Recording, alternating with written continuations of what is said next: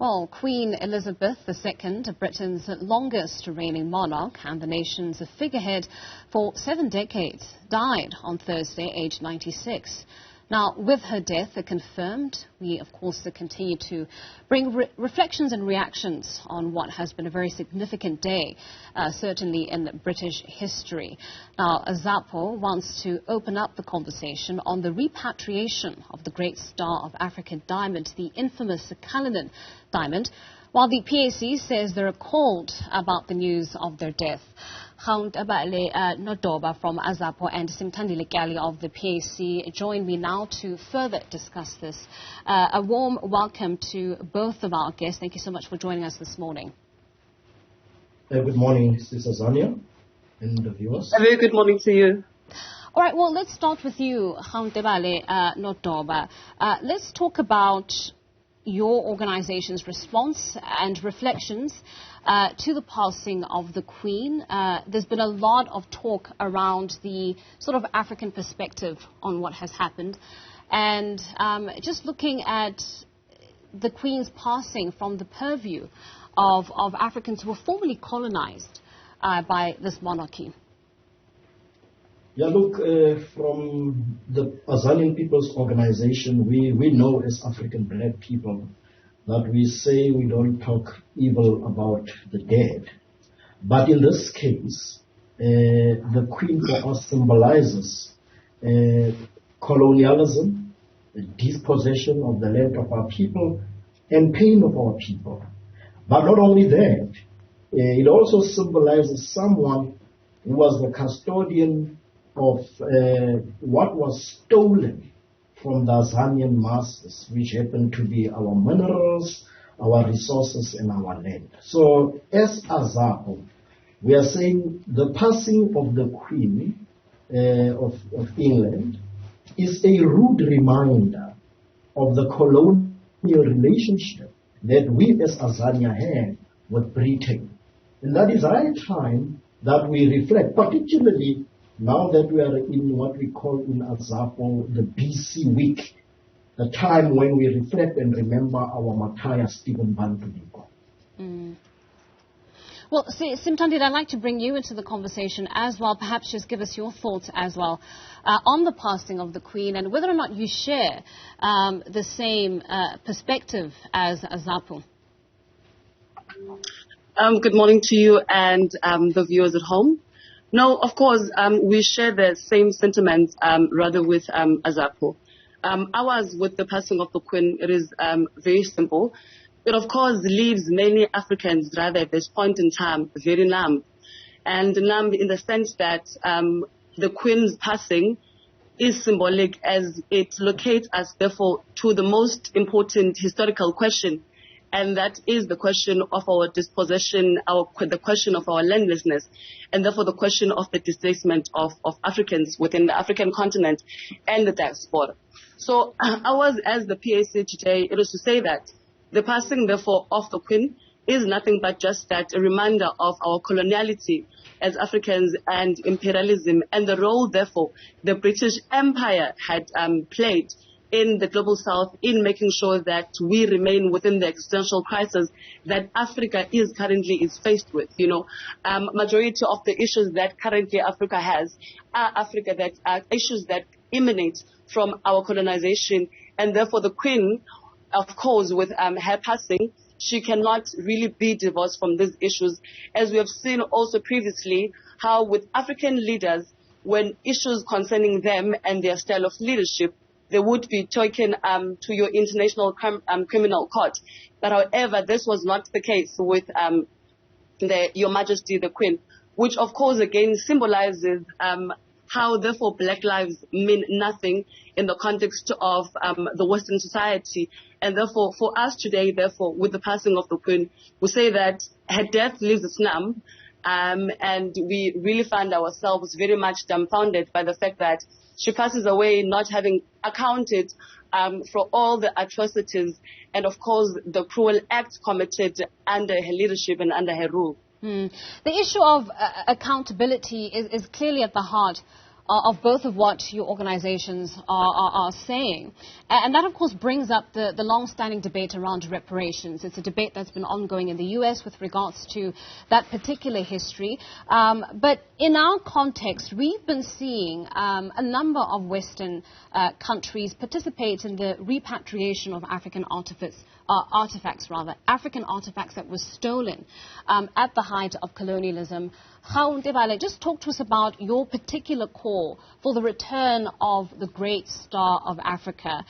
Does it begin there and end there, or is there a greater call and a greater pressure being applied on Western countries to come forward and to start talking about these sort of uncomfortable histories that are linked to a number of these artifacts that lie in museums in countries like Germany, in the UK, where oftentimes Africans travel to go and actually view artifacts and objects that historically belong to them?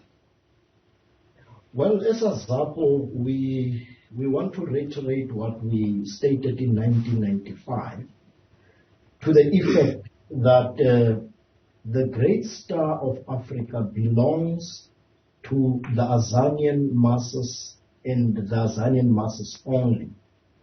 Because we believe that the land belongs to the people, to the Azanians. And we in a liberated Azania will speak about the land being held in custodianship by the state on behalf of the people. Therefore, everything, the minerals and the riches of the country belong to the people. The issue of the great star of Africa and other artifacts that have been stolen, and we are saying with the death of the Queen, this is basically a reminder, or rather let us put it this way, as AZAPO, we see her death as Biko's slap on her and the British people for her having died without having done the honorable thing to return the stolen assets of Azania, to return the great star of Africa. But not only that, to return the cultural artifacts of African people through colonialism that cost us pain. We see she dies during a significant period of, as I've indicated, BC week, where we feel that Biko fought, fighting for the restoration of the dignity of people, fighting against indignity of black people. We are then saying this is the time for us to resuscitate the call that we made in 1995 for reparations. The viewers of Newzroom Afrika will know that it's not only about us asking for reparations, asking for the return of the artifacts and the great star of Africa, but also for these land thieves and for these thieves that stole our resources to come back to Azania and come and close up the gaping holes that they have left in the form of the mines. For instance, you go to Khalishewe, Kimberley, there is a so-called big hole that has caused and taken a lot of the lives of our people. Let them come and close those. Our people were under slavery, economic slavery of the British people. The other important thing that the viewers of News Africa need to know is the issue of the land. The British, in a very arrogant manner, tried to return our land, but then when they returned it to themselves. That's why you'll see that many whites in this country have got what we call a dual citizenship, because of that in particular. So we are saying, once we return all these things, let us talk about the issue of the land as well. Right. Simthandile, I want to bring you back into the fold here and talk about, the many reactions and messages of support that we saw at the news of the Queen's death, particularly from African leaders. We had Botswanan former President Ian Khama sending through his own messages of condolences and remarking on the Queen's 70-year reign. We had the Zulu monarchy respond and sort of in a very fond way recall memories of King Goodwill Zwelithini's time spent with the Queen herself. And we've seen a number of other African countries, Ghana, for instance, also responding in a similar fashion. What are we to make of African leaders currently elected, democratically elected into positions of power and authority, clearly more than capable to make this resounding call, perhaps in a far more effective manner, not doing so and not necessarily resonating with some of the demands that you have set out, respectively, as organizations? Right. Perhaps one of the issues that would lead African leaders, of course, to take the current posture that they were taking in terms of sending the condolences to the monarch in the UK. It is, of course, nothing but rather informed by white fragility, because for the longest of times, our African leaders have been not at ease or have not been able to call a spade, or rather have not been able to locate us in terms of historically where we are today is but a result of our colonization and imperialism.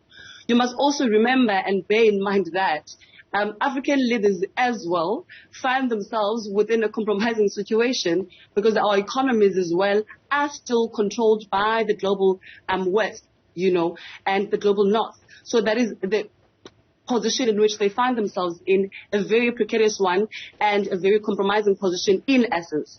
It also goes back to, again, the question of South Africa, in particular within our context, where you would find that state leaders as well are sending their condolences to the Queen, whereas we still have issues of the land that are being debated as we speak of right now under Section 25, the amendment of the Constitution, right? We still have those issues that we have not yet discussed. So those are mere just a reflection of our political landscape and where we are currently in Africa, where our leaders, yes.